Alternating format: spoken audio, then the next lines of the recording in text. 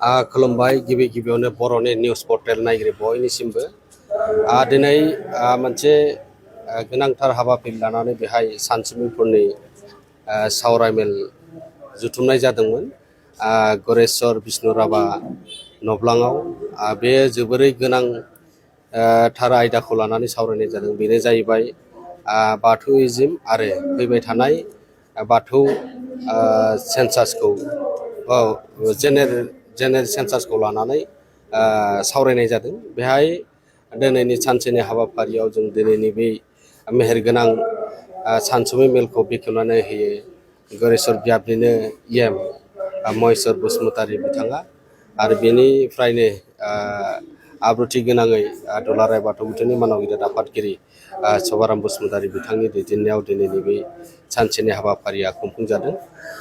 गमामायैनो दिनै जों गोजोननाय मोन्दों। मानो होनबा दिनै बर'नि जिखिनि गोनांथार आयदाखौ लानानै आरो मावनांगौ आयदाफोरखौ लानानै दिनै गोनांथार सावरायनाय हाबाफारियाव बयबो बर'नि सानसुमैफोरा बाहागो लादों।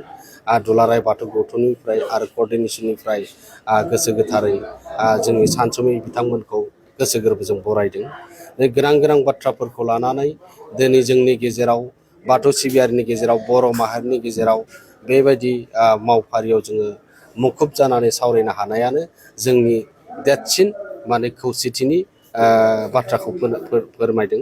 दा बेनिखायनो जों सानदों दिनैनि बे सावरायनाया जाफुंसार महर मोनदों होननानै जों साननो हायो। मानो होनोब्ला बेवहाय जिखिनि भारत नाङै सुबुं सानखोनि जिखिनि बर' माहारिनि गेजेरावबो जोङो बेखौ हाबाफारिखौ मोजाङै एबारनो जों बाथौइज्म मोननांगौनि थाखाय बाथौइज्म खुलुमफैनांगौनि थाखाय एबारनो जों मोनसे सनानि सुजुग होननानै जों बयबो सानलायदों।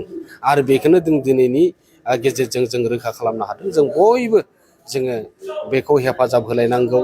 गामियारि बिथिङाव बियाब बिथिङाव जिल्ला लेभेलाव बेखौ सावरायनायनि गेजेरजों जोङो बिनि मोजां सावरायथाय लाबोनांगौ आरो जोङो फैबाय थानाय 2027 मायथाइनि जिखिनि जानो गोनां सुबुं सानखो बेहाय जों जाहाथे आदार्स जोङो बाथौइज्मखौ जों बयबो लिरनो हायो आरो जों बाहायो आरो बेजोंनो लोगोसे जोंनि बिमानि राव बेखौबो जों जाहाथे गालांनाय जाया, जाहाथे गोनो गोथो साननांगौ गैया आरो बेखौ रोखा जों बयबो सानलायनायनि गेजेरजों बेखौ आबुं महर खालामनो हायो। ओमफ्राय बिनि उनाव जोङो फैबाय थानाय जिखिनि बे सेन्सासनि डाटायाव जिथिया जोंनि बाथौआरिफोरनि जुदि पपुलेसना बांगोन होमब्लाना जों बाध्य जागोन।